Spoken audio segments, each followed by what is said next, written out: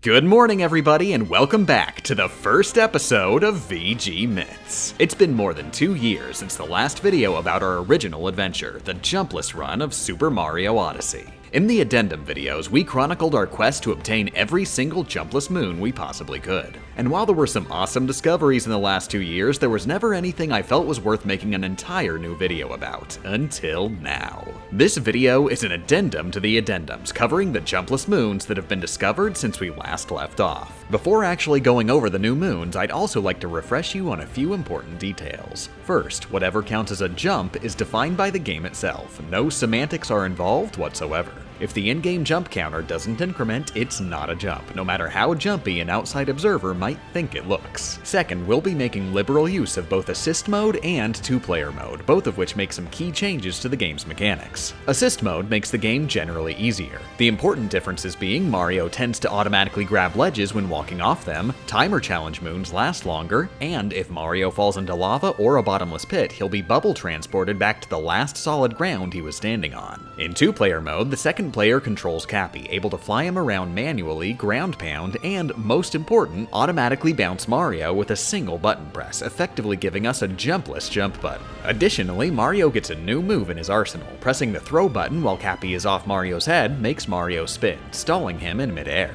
Of course, I also recommend watching the original videos as a refresher. Link in the description. With all that out of the way, let's do the Odyssey. Lost Kingdom number 35, Extremely Hot Bath. This moon frustratingly seemed just barely impossible when we first went at it. The moon is located behind the far pillar in the background, where Klepto waits. If we move within an invisible trigger area, we'll instantly be warped away and Cappy will be stolen. This trigger area completely encloses the moon itself, making it effectively impossible to obtain the moon without triggering Klepto first. The dev-intended solution has us killing Klepto to regain Cappy and capturing a Podoboo to swim over, but killing Klepto looks impossible. But bouncing behind the pillar is possible, but doesn't give us enough height to reach the moon. Thankfully, Twitter user Relaxmas found a jumpless solution back in April of 2019. First, turn on assist mode. The ground pound platforms near Klepto aren't completely enclosed by the Klepto trigger, so you can stand on their left side. From there, if you get as much speed and height as possible, you'll be able to dive past the Klepto trigger. This makes Mario pass through the trigger while inside the assist mode bubble, which does indeed trigger Klepto, but lets Mario keep Cappy. Unfortunately, I'm bad at video games, and that jump is pretty difficult, so I decided to find an easier alternative solution. Remember how the assist bubble works? It returns Mario to the last solid ground he was standing on. Quote-unquote solid ground does not include ground-poundable platforms or the chimney you enter the area through. Lure the mini Goombas to this corner and bounce to the right side of the level.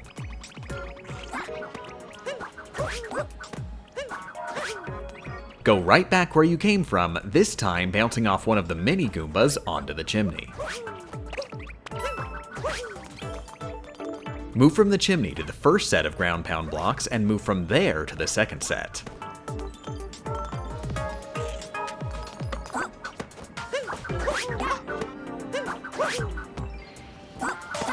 Now, just two-player bounce to the far side of the lava, and bam! Our last solid ground was on the opposite side of Klepto's trigger area, taking us directly through it. With Klepto out of the way, we can capture a Podoboo and finally grab the moon.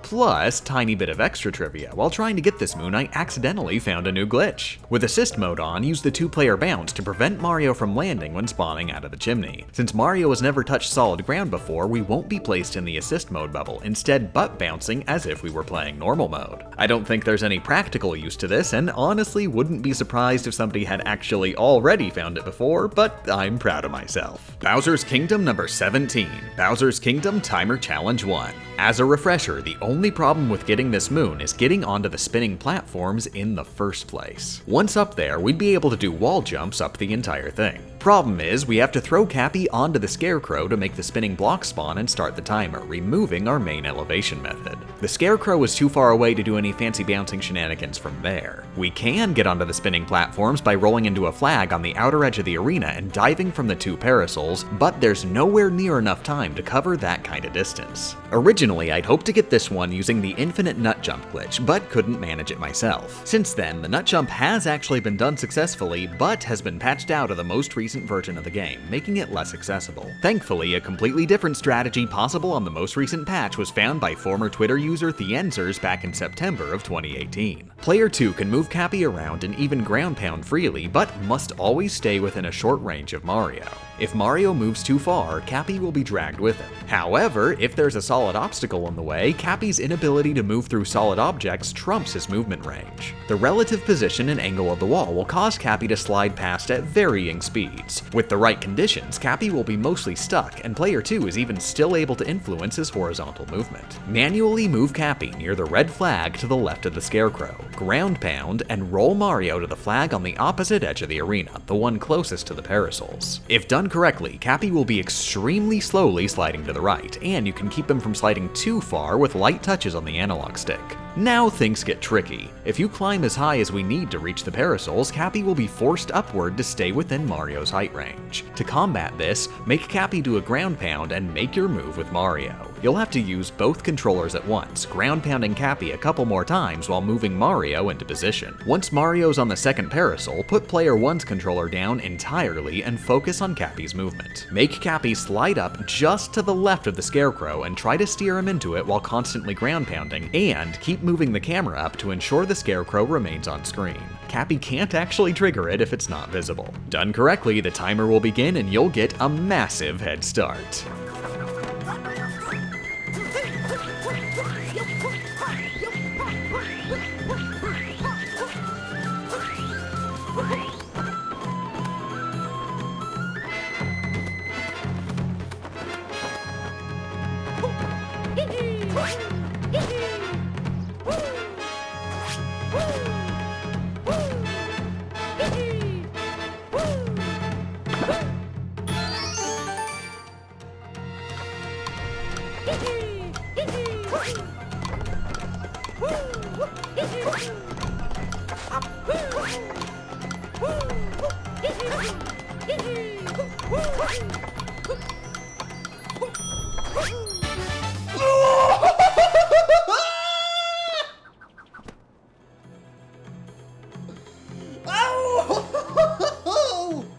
Dark Side number 4, Breakdown Road Final Challenge. This is a repeat of a prior area, tasking you with obtaining the same 2 moons, but without access to Cappy. Keep in mind, if Cappy isn't allowed into an area to begin with, Mario won't be able to do the 2-player spin maneuver. The first moon was already pretty difficult. We had to do a fancy wall-hanging reverse dive to get onto the upper area, rush to the end of the breakable blocks for the key, then rush all the way back with most of the blocks already destroyed. For the second moon, you're normally expected to trigger a bonsai bill on the bottom path and lead it back to this breakable wall, the moon awaiting inside. Getting through the bottom path jumpless just isn't feasible. Instead, we'll have to reach the end of the top path, dip down low enough to trigger the bonsai bill as fast as possible, and then platform darned near perfectly to lead it back.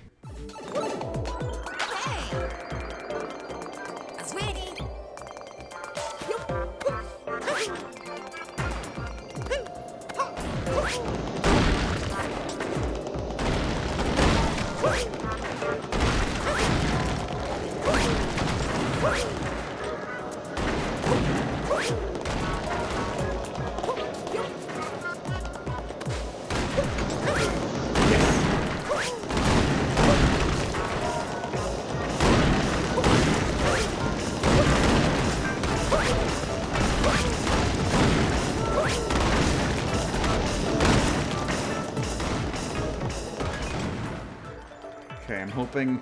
Yes! That's gonna work for us.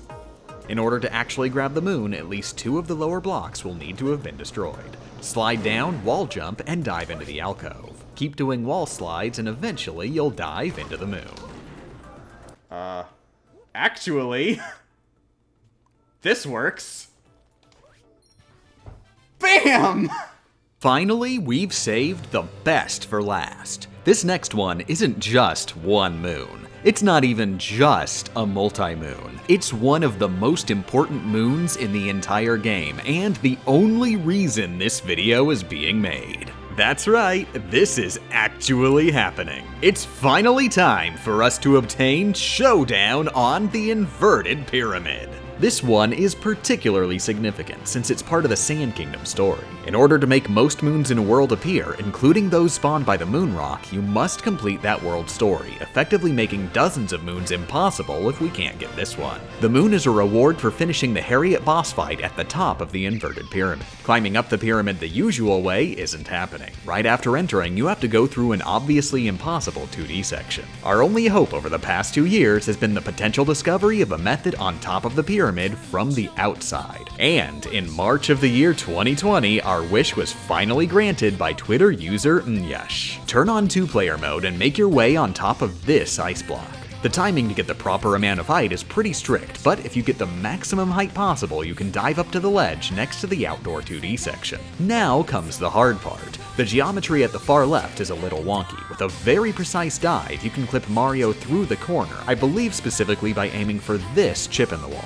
And with an even more precise dive, you can clip through, bounce off Cappy, and reorient yourself standing on the same ledge, but on the opposite side of the wall. Be very careful with this next step, since the wall can push you back out if you're not careful. Bounce straight up, then move parallel to the left wall. You can land on the inner portion of the face carving at the halfway point. Do not overshoot your mark, or you'll be pushed out and have to do the whole thing over again. The last jump is the easiest. Temporarily change back to 1-player mode to enter first-person view and get a better idea of where the above stairway is located. Once you've got it memorized, swap back to 2-player and make a leap of faith. Oh my god!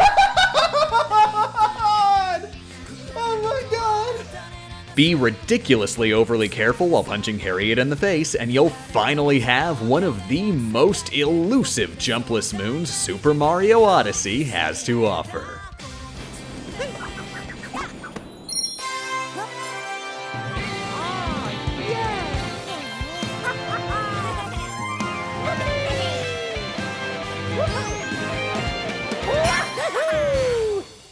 Oh my god!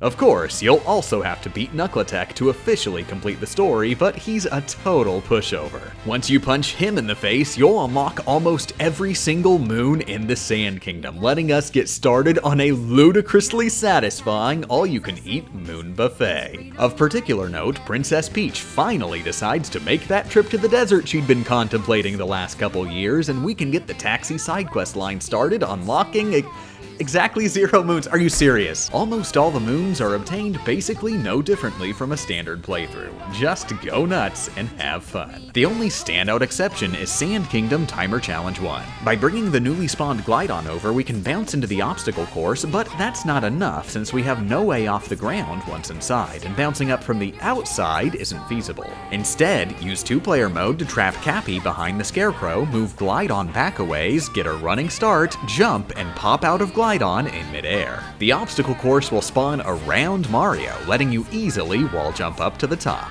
Adding up all the moons confirmed possible, the new maximum jumpless moon total is exactly 800. But of course, because I'm an idiot and didn't plan out my souvenir purchases, nobody I'm aware of has actually managed to get all 800 moons jumpless on one file yet. The best score on the leaderboard is only a pathetic 799. But I can't help but notice somebody's best score is missing from this leaderboard. Which leads me to one very important question. How many moons can you get in Super Mario Odyssey without jumping?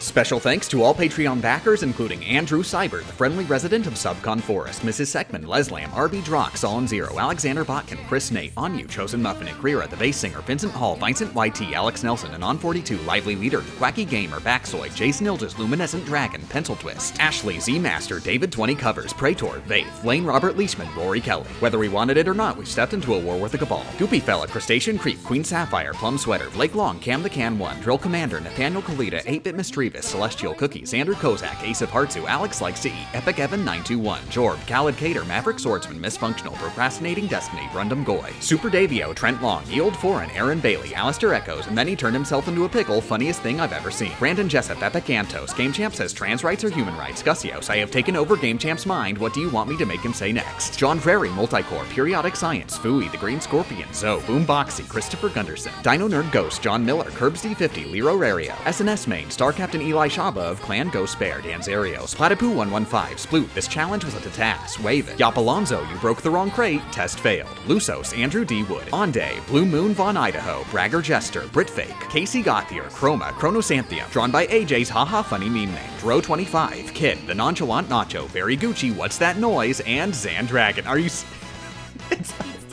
It's almost 5 o'clock. Oh no. What have you done?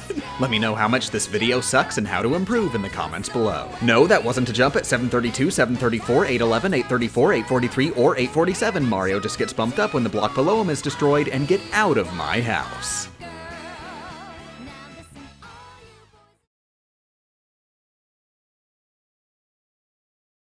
Spin the wheel, take a chance. Every journey starts a new romance. A new world's calling out to you.